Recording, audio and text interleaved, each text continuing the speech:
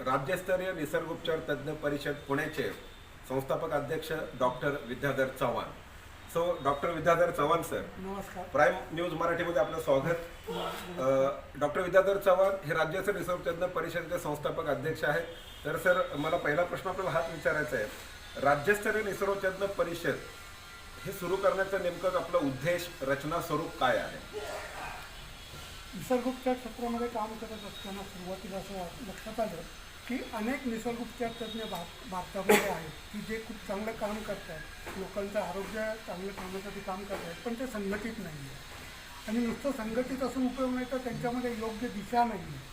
म्हणून या सर्वांना एक योग्य दिशा देऊन त्यांना आपला भारत देश आत्मनिर्भर करण्यासाठी जास्तीत जास्त एकत्र करून निसर्गोपचारातल्या ज्या विविध चिकित्सा पद्धती आहेत त्या समाजामध्ये रुजवाव्यात, समाजामध्ये त्याचा प्रसार व्हावा आणि समाजामध्ये असणारे निसर्गोपचार तज्ज्ञ यांना पुन्हा एकदा आपल्या भारत देशामध्ये सुवर्ण युग यावं या उद्देशाने राज्यस्तरीय निसर्गोपचार तज्ज्ञांची परिषद 2021मध्ये आपण सुरू केली. राज्यस्तरीय परिषदेच्या मागील 4 वर्षापासून आम्ही पाहत आलोय की आपण प्रत्येक वर्षी एक वेगळा तज्ज्ञ अध्यक्ष निवडतात. त्यामागची भूमिका काय?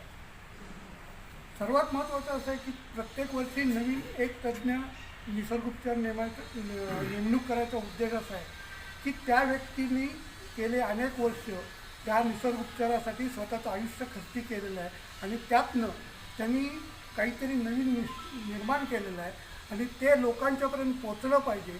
त्यांना समाजामध्ये पुन्हा एक चांगलं वलय निर्माण झालं पाहिजे. या उद्देशाने आपण प्रत्येक वर्षी नवीन अध्यक्ष, नवीन कार्याध्यक्ष यांची नियुक्ती केली. निसर्गोपचार तज्ज्ञ आता आपण पाहतोय की अलीकडे वेगवेगळ्या पॅथीज फार मोठ्या प्रमाणात आज भारतामध्ये कार्यरत आहेत. तर निसर्गोपचार तज्ज्ञ जेव्हा म्हणून एखाद्याला करिअर सुरुवात करायची असते किंवा जो करतोय प्रॅक्टिस परंतु त्याचं नाव नाही आहे, तर महाराष्ट्राच्या धर्तीवर आणि भारताच्या पार्श्वभूमीवर आणि आंतरराष्ट्रीय ओळख निर्माण करण्यासाठी आपली काय योजना आहे? मुळामध्ये निसर्गोपचाराला सर्व विश्वामध्ये प्रसिद्ध करण्याचं काम आदरणीय राष्ट्रपिता महात्मा गांधी यांनी केलं. त्यांनी ते गुरुमंत्र दिला आहे, स्वावलंबनातून स्वास्थावलंबन. हेच वाक्य आणि याच गोष्टीला उराशी बाळगून आपण समाजामध्ये निसर्गोपचारासाठी प्रत्येक व्यक्तीला स्वतः कसं स्वावलंबी होऊन स्वतःचं स्वतः औषध कसं तयार करता येईल आणि स्वतःचं स्वतः आपण डॉक्टर कसे होऊ, आपल्या कुटुंबाचे डॉक्टर कसे होऊ, यासाठी आपण या परिषदेच्या उद्देशाने तिथे काम करत आहोत. जे तरुण आता शिकून निसर्गोपचार शिकून जे प्रॅक्टिसमध्ये येत आहेत त्यांच्यासाठी आपण काय सांगाल? मुळामध्ये आपण ज्या चिकित्सा पद्धतीचा अभ्यास केला आहे तीच चिकित्सा पद्धती आपण लोकांच्यामध्ये वापरावी.